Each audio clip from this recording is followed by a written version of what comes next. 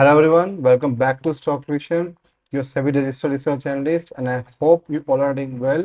And I welcome you to another episode of Weekly Gyan with Stock Vision. And इस episode में हम discuss करेंगे कैसे Nifty अपने को डिफेंड करे 2200 के अराउंड। एंड कहीं ना कहीं यहाँ पे एक मोमेंटम डल होता हुआ दिख रहा है हमें सेलर्स का। कहीं ना कहीं यहाँ पे सेलर पुश नहीं कर पा रहे डाउनवर्ड्स में। And mid cap and small cap एक अच्छा मोमेंटम गेन कर रहे हैं अपसाइड में। तो काफी इंटरेस्टिंग मार्केट होता जा रहा है। तो चलिए शुरू करते हैं विदाउट वेस्टिंग टाइम। पहले हम डिस्कस करेंगे निफ्टी इंडाइसेस की परफॉर्मेंस एंड ओवरऑल कैसा रहा मार्केट पूरे वीक में, एंड किस सेक्टर्स ने आउट परफॉर्म किया है निफ्टी को एंड किसने अंडर परफॉर्म किया है। एंड कहीं ना कहीं हम देख पा रहे हैं मेटल एनर्जीज एंड कमोडिटीज में अच्छी बाइंग आई है, whereas pharma FMCG and auto में कहीं ना कहीं हमें सेलिंग देखने को मिल रही है। तो सेंट्रल रोटेशन अभी भी काफी अच्छे से बैलेंस हो रहा है, and इसलिए कहीं ना कहीं हमें इंडेक्स लेवल पे अगर निफ्टी की बात करें वहां पे हमें इतनी करेक्शन नहीं देने को मिल रही है और ना हमें इतना बाउंस देने को मिल रहा है। But at the same time specific sectors में काफी अच्छा मोमेंटम देखने को मिल रहा है।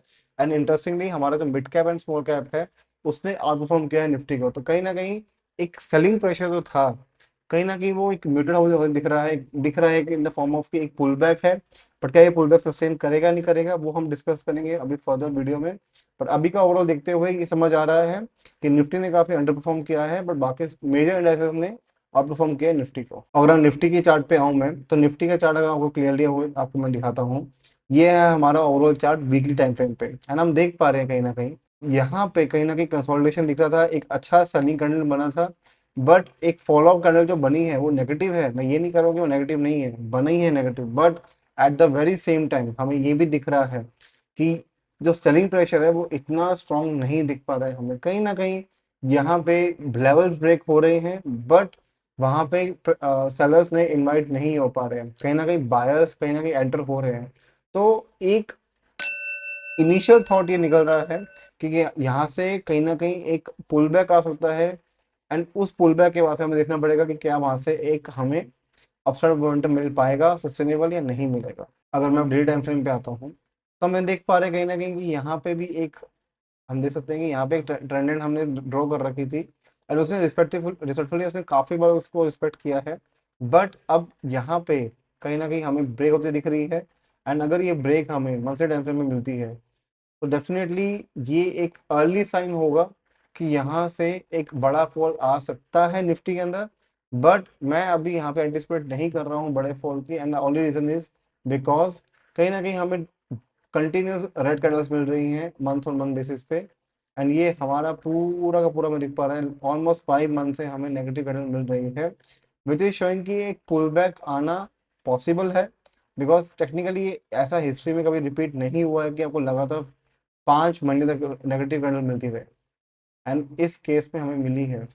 तो ये कहीं ना कहीं शो कर रहा है कि यस सेलिंग प्रेशर है, बट अब वो सेलिंग प्रेशर में एक पुल बैक की काफी ज्यादा रिक्वायरमेंट है। आई वेरी वेरी सपोजिंगली कि मुझे अच्छा लग रहा है कि यहाँ से एक बार के लिए सेलिंग प्रेशर वीक हो चुका है, ओवरऑल सेंटिमेंट वीक है। I know for the fact कि ग्लोबल मार्केट्स में भी हमें नहीं दिख पा रहा है कि एक अच्छा हमें कि आने वाली ग्रोथ स्टोरी। बिकॉज जो हमारा यूएस मार्केट्स हैं, अभी जो नए आने वाले प्रेसिडेंट बने हैं उन्होंने कहीं ना कहीं जिस तरह से टैरिफ्स का जो एक स्ट्रक्चर चेंज करने की एक मांग रखी है, और कहीं ना कहीं जो जिस तरह से वो डोमिनेशन दिखा रहे हैं through out the various sectors across the globe, तो कहीं ना कहीं उस पर इम्पैक्ट इंडिया का ही पड़ेगा। But I am very very likely hopeful कि यहाँ पे उस चीज़ों को ऑब्जर्व कर लिया है प्राइस ने, एंड वो फैक्टर इन हो चुका है। अगर ये कंटिन्यूएशन सेलिंग आती भी है, आई वुड प्रेफर कि यहाँ से एक पुल बैक आए एंड उसके बाद अगर कंटिन्यू करते हैं तो net would be a better opportunity मेरे हिसाब से एट द मोमेंट। अगर मैं डेली टाइम फ्रेम पे आऊँ तो कहीं ना कहीं जो ये मेजर जोन है 23,000 का उसको उसने ब्रेक कर दिया है कन्विंसिंगली।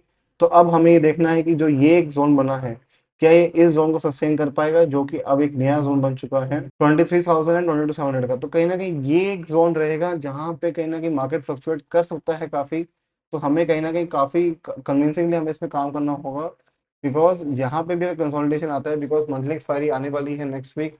तो कहीं ना कहीं ये भी एक अपॉर्चुनिटी है सेलर्स के पास या इवन बायर्स के पास कि यहाँ पे ट्रैप करके वो एक मोमेंटम अपना ऊपर लेके जाते हैं 26,000 के ऊपर। That is possible, but at the same time हमें देखना भी पड़ेगा कि यहाँ पे हमें किस तरह से चीजों को मैनेज करना है। निफ्टी बैंक भी कहीं ना कहीं अंडर कंसोलिडेशन में है। हमें दिख पा रहा है कहीं ना कहीं कि यहाँ पे उसने एक नई रेंज बना ली है ऑलमोस्ट इस रेंज में ऑसिलेट कर रहा है, विच इज अराउंड 50,000 एंड 400-500। तो कहीं ना कहीं इस 1500 पॉइंट में वो एक कंसोलिडेशन में आ गया है, एंड मे भी पॉसिबल है कि यहाँ से वो एक लार्जर मोमेंटम अपना कंटिन्यू करे on either side. But overall देखते हुए यहाँ पे कहीं ना कहीं एक जिगजैग पैटर्न बन रहा है, क्लियर इन्फॉर्मेशन नहीं मिल पा रही है अभी भी सेलिंग की। ट्रेंड नेगेटिव है नो डाउट, बट तब तक ये मेजर जोन नहीं ब्रेक करेगा, हमें कहीं ना कहीं ये जिगजैग मोमेंटम दिखता रहेगा, और क्लियर डायरेक्शन नहीं मिलने की वजह से जो ऑप्शन बायर्स हैं उनके लिए काफी प्रॉब्लमेटिक हो जाएगी। तो प्लीज जब तक आपके मेजर लेवल्स ब्रेक नहीं होंगे इधर ऑन अपसाइड या डाउन साइड के लिए, आप प्लीज एक बड़े मोमेंटम का प्लान मत करिए, मेरा तो इसमें यही सजेशन रहेगा। एंड ओवरऑल जो रेजिस्टेंस रहेगा 50,000 का रहेगा, एंड जो इंपॉर्टेंट जोन रहेगा 400-500 रहेगा, अगर उसको डिफेंड कर लेता है डेफिनेटली एक रेन बाउंड मार्केट हो सकता है, एंड वहां पे आपको सेलिंग शेयर नहीं देखने को मिले। बट अगर वो भी ब्रेक होता है डेफिनेटली एक बड़ा मोमेंटम डाउन साइड में वापस कंटिन्यू हो सकता है। फिन निफ्टी भी सिमिलर है, कहीं ना कहीं फिन निफ्टी बेटर पोजीशन में दिख रहा है as compared to Bank Nifty, and कहीं ना कहीं जो अपने मेजर जोन है वो उसको इंटरप्ट करने की कोशिश कर रहा है। यहाँ पे हमें दिख रहा है कहीं ना कहीं कि एक अच्छा जोन बना डबल बॉटम के बाद उसने कंटिन्यू किया, यहाँ पे आके उसने एक हॉल्ट लिया, एंड अब वो वापस से कंटिन्यू कर सकता है। एंड कहीं ना कहीं यहाँ से अगर फिबोनाची की बात करें हम, ये जो जोन बन रहा है 0.5 में 0.6 का, तो कहीं ना कहीं ये एक स्ट्रॉन्ग जोन है, 23,000 राउंड फिगर भी है। तो बायर्स कहीं ना कहीं कोशिश करेंगे इसको डिफेंड करने की, एंड राउंड फिगर भी है, तो कहीं ना कहीं वहाँ पे साइकोलॉजिकल लेवल है, तो वहाँ पे भी एक पॉसिबिलिटी है बायर्स का एंटर होने के लिए। तो यस, यहाँ पे ओवरऑल देखते हुए मुझे दिख रहा है कि फिन निफ्टी काफी स्ट्रॉन्ग है एज कम्पेयर टू हमारे बैंक निफ्टी से। बट यहाँ पे इस पे भी ट्रेंड एंड हमारा सपोर्ट हमें दिख रहा है। अगर ये ट्रेंड एंड सपोर्ट यहाँ पे ब्रेक होता है, निफ्टी में भी होता है, तो कन्विंसिंगली काफी बड़ा मोमेंटम डाउन साइड में भी आ सकता है। बट जब तक वो ब्रेक नहीं होगा, एंड हमारा फिन निफ्टी में 22,500 का लेवल ब्रेक नहीं होगा कन्विंसिंगली, वहां मैं प्लान नहीं कर रहा हूँ शॉर्ट करने का, एटलीस्ट अग्रेसिव साइड पे। तो मेजर जो जोन रहेंगे 26,000 रहेंगे सपोर्ट के लिए, एंड जो मेजर रेजिस्टेंस जोन रहेंगे 26,500 रहेगा। जब तक ये ब्रेक नहीं करेगा हमें कंसोलिडेशन दिखता रहेगा इनके अंदर, एंड कहीं ना कहीं हमें क्लियर मोमेंटम नहीं मिल पाएगा। अब हम आते हैं मिड कैप पे, एंड मिड कैप कहीं ना कहीं एक नेगेटिव ट्रेंड काफी दिख रहा है हमें, स्ट्रॉन्ग ट्रेंड, बट वो अपने काफी क्रूशियल जोन पे है जो हमने मार्क किया हुआ था, एंड कहीं ना कहीं हमने वो टारगेट्स अचीव कर लिए हैं। यहाँ पे कहीं ना कहीं मैंने आपको अराउंड 4 जनवरी के आसपास, 5 जनवरी के आसपास मैंने आपको एक मैसेज कन्वे किया था कि यहाँ से मैं सेलिंग का प्लान कर रहा हूँ, एंड हमने 13,200 से अब 11,000 तक के टारगेट्स अचीव कर लिए हैं। Almost 2200 points on the index हमने वो कवर किए हैं, एंड हमारे क्लाइंट्स ने भी कवर किए हैं उसको। हमने कहीं ना कहीं इस इतनी कन्विक्शन स्ट्रॉन्ग रखी थी कि यहाँ से हमें एक डाउन ट्रेंड दिख रहा था, एंड एक अर्ली एंट्री काफी अच्छी रही है हमारे लिए एक अच्छा ट्रेंड कैप्चर करने के लिए। Overall trend is on the down side के लिए है, बट यहाँ पे क्रूशियल जोन पे होने की वजह से मैं यहाँ पे कहीं ना कहीं टारगेट अचीव होने के बाद मैं ये अजम्पशन लगा रहा हूँ कि यहाँ से हमें एक क्लियर डायरेक्शन का सेलिंग प्लान नहीं करना चाहिए, एंड उसका एक सिंपल रीजन है आरएसआई डाइवर्जेंस अगर यहाँ पे बन रहा है, तो कहीं ना कहीं वापस से वो 12,000 का लेवल रिक्लेम करने की कोशिश करेगा, एंड उस रिक्लेम करने के चक्कर में कहीं ना कहीं हमें वापस से 11,500, 700, 12,000 तक के लेवल्स भी ओपन होते देख सकते हैं।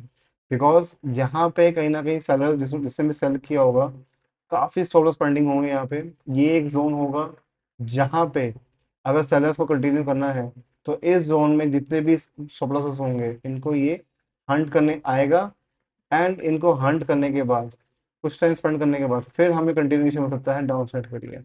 That is highly possible. इसलिए मैं आपको यही सजेशन दूंगा कि इस पॉइंट पे एक बड़ा सेलिंग का प्लान मत करें। यस, अगर कन्विंसिंगली हमें ब्रेक होगा किसी भी दिन पे, वो हम आपको अपडेट कर देंगे हमारे डेली एनालिसिस वीडियो में। तो अगर आपने अब तक हमें फॉलो नहीं किया on Instagram and YouTube, please do follow us, and वहां पे हम आपको अपडेट कर देंगे। बट अभी का पोजीशन देखते हुए I am expecting a sideways momentum as of now. Small cap भी कन्विंसिंगली काफी अच्छा बाउंस दिखाया है, यहाँ पे भी हमें कहीं ना कहीं आरएसआई रिवर्जेंस हमें दिख रहा है, एंड यहाँ पे पॉसिबल है कि जो स्टॉप लॉसेस काफी सारे पेंडिंग होंगे उनको ये हंट करने यहाँ पे आ सकता है। ये स्टॉप लॉसेस नहीं स्टॉप लॉस हंट आते, तो yes there's a high chances कि यहाँ से एक बाउंस हमने मिल सकता है। बट मैं ये नहीं कह रहा हूँ कि यहाँ से सेलिंग खत्म हो चुकी है। कहने का मतलब ये है कि लगातार कोई भी चीज एक डायरेक्शन में फ्लो नहीं कर सकती, चाहे वो अपसाइड हो या डाउन साइड हो। एक उसको एक इनिशियल ब्रेक लेना होता है, एंड आई बिलीविंग कि यहाँ से वो ब्रेक लेना चाहिए सेलर्स को। एंड जब सेलर्स अपनी पोजीशन अनवाइंड करते हैं एंड कुछ नए बायर्स एंटर होते हैं, तो एक पुल बैक के फॉर्म में हमें अच्छा मोमेंटम आउटसाइड एकदम मिल सकता है।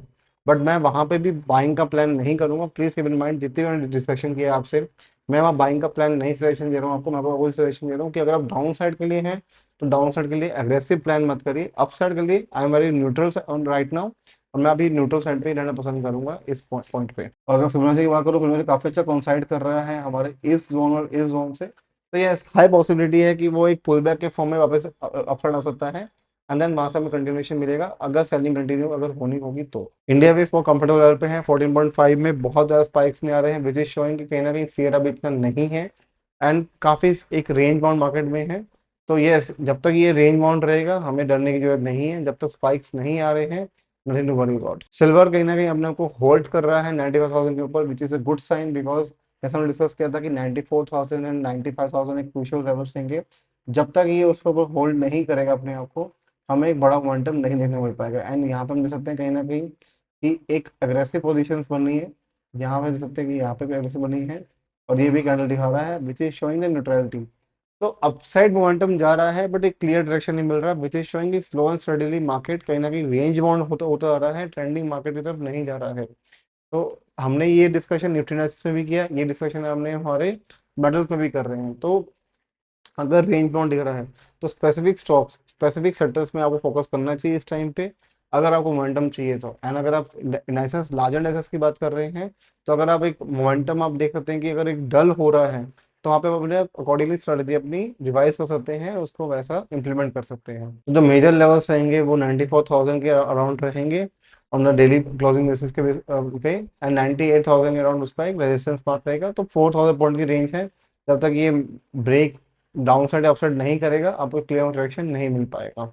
एंड ओवरऑल ट्रेंड इसका पॉजिटिव है, so nothing to worry about. Gold भी कहीं ना कहीं काफी हिटेड अप हो चुका है, और हमने देखा था लास्ट टाइम भी कि काफी मोमेंटम आ चुका है। मैं अब बड़े अपसाइड के लिए प्लान नहीं कर रहा था, तो हाई पॉसिबिलिटी है कि अगर यहाँ से मोमेंटम कंटिन्यू करना है, एंड काफी बाइंग स्ट्रॉन्ग अभी भी है कन्विक्शन, तो ये काफी टाइम अगर इस रेंज में टाइम स्पेंड करेगा, डेफिनेटली एक अच्छा टाइम बेस्ड कलेक्शन मिल जाएगा। एंड उसके बाद हम यहाँ पे अपना ट्रेंड कंटिन्यूएशन देख सकते हैं अपसाइड के लिए, बट उसके लिए एक मोमेंटम होल्ड रहना जरूरी है, बिकॉज इस टाइम पे काफी अटेंडेंस आ चुकी है, एंड यहाँ पे भी आधे से जबरदस्त हमें स्पॉट हो रहा है। तो एक पॉसिबिलिटी है आपको भी एक सेलिंग इंफॉर्मेशन देखने को मिलेगा, and at the same time दिख रहा है कि इक्विटी में एक शॉर्ट टर्म के लिए मोमेंटम अपसाइड दिख रहा है। तो दोनों चीजें पैरेलली एक दूसरे से कोऑर्डिनेट कर रही हैं, एंड कहीं ना कहीं इसको देखते हुए मेरा सेलिंग साइड कन्विक्शन अभी और भी लो होता जा रहा है करंटली देखते हुए। ठीक है, गोल्ड पे जो मेजर लेवल्स रहेंगे वो 86,000 करेंगे अपसाइड के लिए, एंड 84,000 रहेगा डाउन साइड के लिए। जब तक ये 2,000 पॉइंट की रेंज रहेगी, मैं यहाँ पे क्लियर मोमेंटम एक्सपेक्ट नहीं कर रहा हूँ।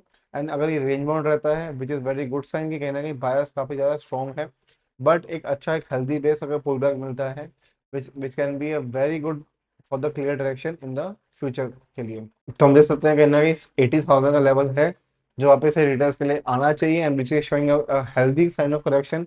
एंड हमारा 17,000 पे एक अच्छा सपोर्ट भी है, तो which is a decent enough. And कहीं ना कहीं अगर ये क्लियर मोमेंटम मिलता है 80,000 तक का, तो एक अच्छा पुल बैक होगा, एंड वहां पे ये कंसोलिडेट कर सकता है। तो ओवरऑल 80,000 एक साइकोलॉजिकल लेवल भी है, एक अच्छा लेवल रहेगा होल्ड करने के लिए।